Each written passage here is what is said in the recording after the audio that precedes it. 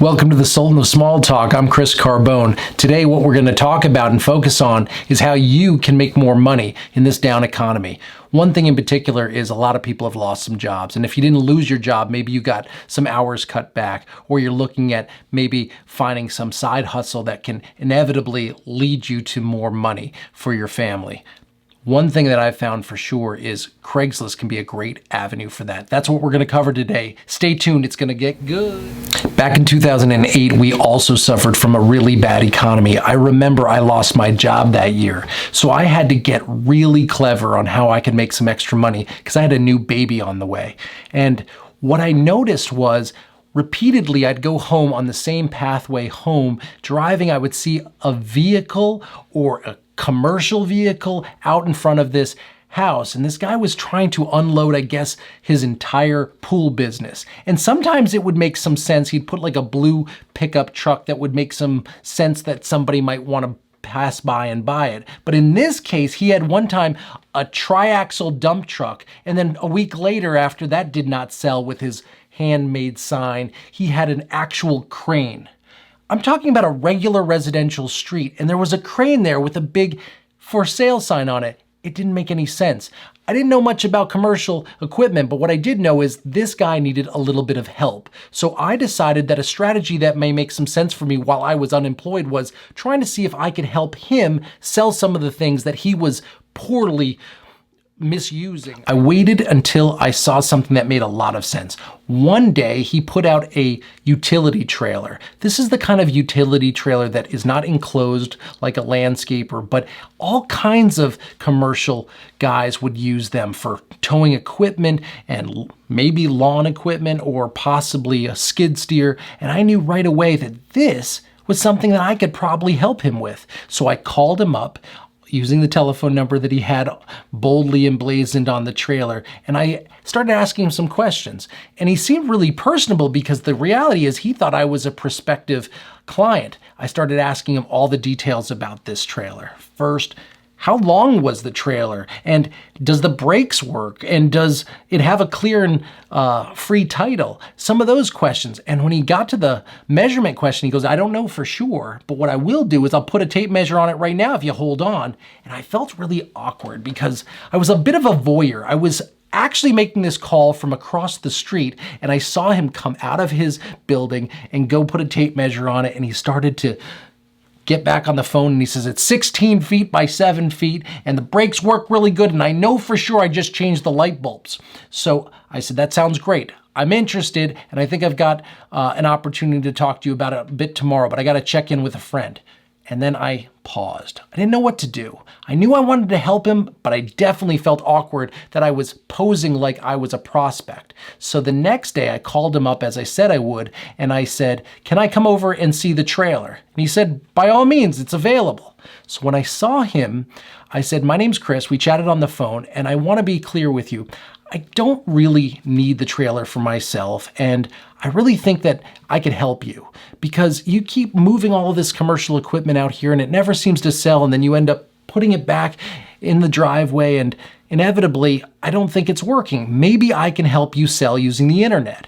And he looked at me really in that New Jersey style where like nobody trusts anybody and like, what is your real motivation? And I said, let me ask you a question. How much do you want to get for that trailer?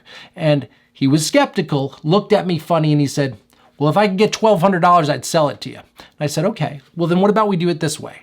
If I could potentially get you your $1,200, could I keep any dollar amount over that $1,200 in the pursuit of finding you a prospect? And he said, I don't care. As long as you get me the $1,200 and it's cash, we got a deal. And that's when I went to work. And that's how I started my business. I needed to focus on what I would say. And I asked the gentleman everything he knows about that trailer, how long he's had it, some of the problems, some of the repairs, etc. And of course, it's important to know whether the title is clear.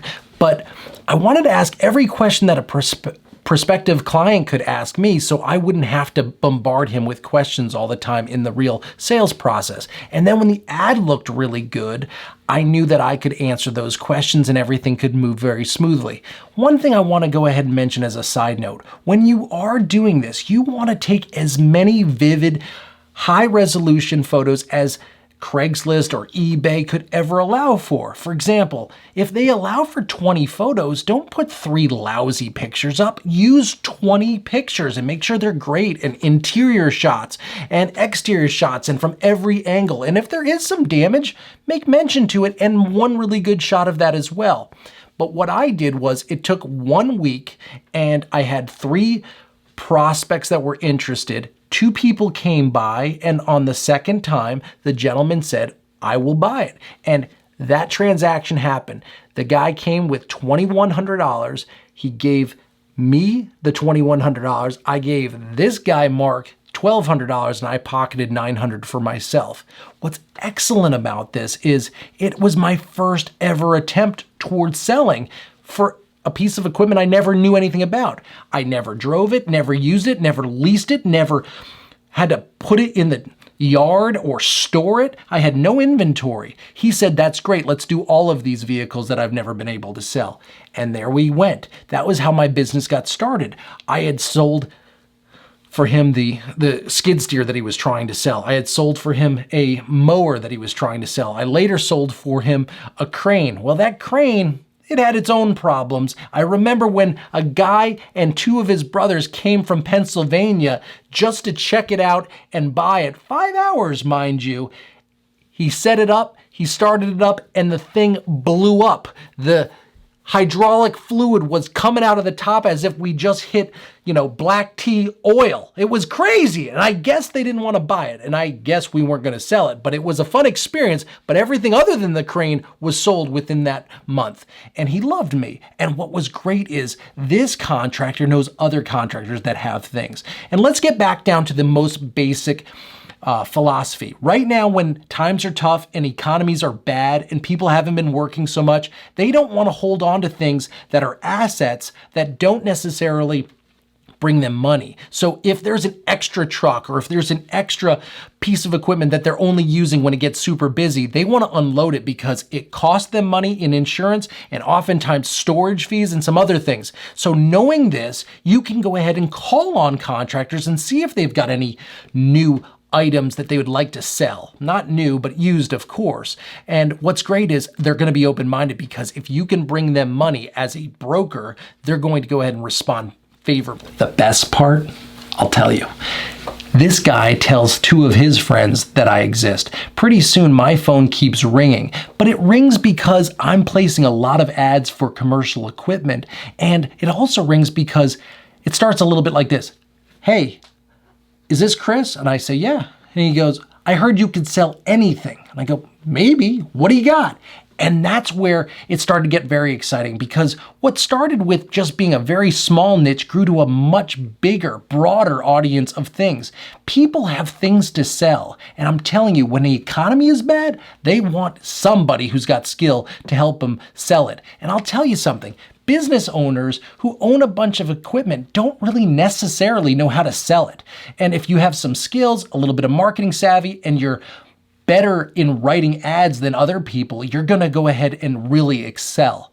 So let me tell you a little bit, a sideline note. When you're writing the actual ad copy, the most imperative thing to think about is you want to include all the details that people care about. But if you really, truly want to have a lot of people land on that page, you've got to put in all kinds of keywords that will actually trigger more of those responses to come to your ad. For example, let's say you're selling something like a Mack truck. A Mack truck would be really boring if you just write black Mack truck 2012, 200,000 miles. What I think would be better is if you go to Wikipedia and you look up a tractor trailer, which is the category it is, and then write down every single brand, every single model, every single type of tractor trailer, and then put it all in the details in the keyword search. And you're like, what is a keyword search? Well, I'll tell you. You write your whole ad out, and at the very bottom, you write keywords, please ignore. And then you put a colon, and then you put every word that you can think of that relates to that type of search. And you can also put every color, black, red, yellow, teal, whatever you want, every year, 2005, 2006, 2007. Why limit yourself? Because somebody looking for example, a Mack truck may not be looking necessarily for a Mack. Maybe they're going to look for a Peterbilt. That kind of knowledge up front will save you a lot of time and lead to a lot of sales. Let's talk about the money. That's important because the whole reason we're doing this is so that we can create some more capital so you don't have to worry so much in this crazy, uncertain time. So that first month was the slowest month that I ever saw. But realistically, I put down $3,000 as actual cash made from doing this. Now, granted, it doesn't take too many sales to make $3,000, I found. For example, I started driving by and seeing things that were on the side of the road. It could be a motorcycle. I remember selling in the second month a Bugatti motorcycle because I just drove by it. What I think is really clever about that, if you want to go that direction, is if you see something that's beautiful and really is worthwhile, but it's actually they're only selling it on a street corner and that's their only mode to sell it, I think you realize that that is a real opportunity. Maybe they're not putting it on Craigslist, and maybe a wider audience could be beneficial for this guy to get a lot more eyeballs on it. So I call the number while I'm there and I'm snapping pictures of the motorcycle in this example, and I start talking to him and I quickly say, I'm not interested in it personally, but I have a real successful track record selling other people's things for them using the internet. And maybe they're going to be skeptical, but most people are not. If you think about it this way, they're trying to unload it. If you can sell it faster and it doesn't come out of their pocket really, why would they not be open to it? That's the difference. You can do it two ways, I realize. I think the easier sell is the second, but here's the first way. You could say, I'll just take a commission of 10%, for example, of whatever I sell. But then that directly impacts the person who's selling it.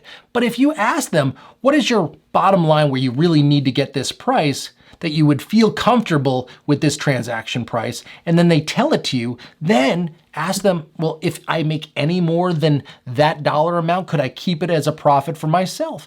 Why would they say no? I mean, the reality is they would have taken that other dollar amount, and it's fair to take a commission like that. So just be strategic about it. But here's where I got really excited. In the fourth month I was doing this, I was not even in town. 4 of my listings sold while I was away on a 4-day trip. And I heard from one person who said, yes, that person who you sent me paid for it in cash. And then another person said, hey, the guy you just sent this Saturday paid for it in cash. And that's another part that's really important.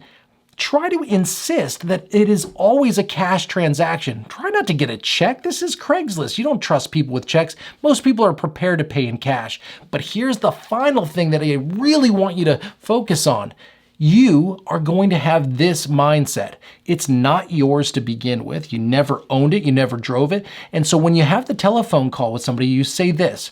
One of my close friends is selling this motorcycle, and he doesn't use the internet and he's way too busy, and he asked me to see if I could help him out by posting a few ads. So I'm really just kind of here to keep the tire kickers from bothering him too much. But I'll tell you this, I know a lot about the motorcycle. I got a lot of details from the owner, and so I could probably answer most of your questions. Any answers that I don't have, I'm happy to get for you.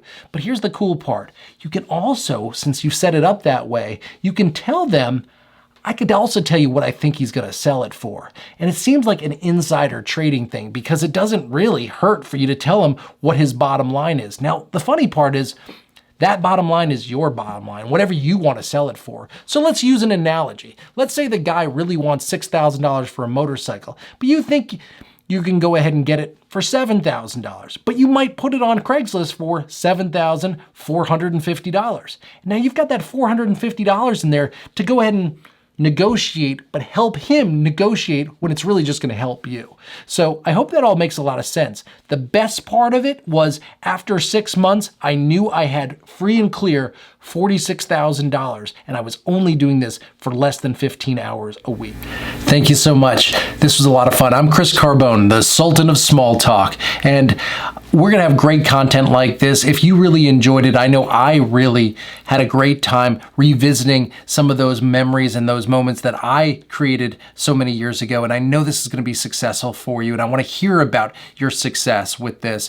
I've even created a cheat sheet for you. So if you want to have some information about it and make yourself even a little bit more professional, make sure you go ahead and comment in the comment section. And of course, subscribe if you haven't already. I'd love to have you. There's going to be great content like this going forward. And don't forget to just hammer that like button.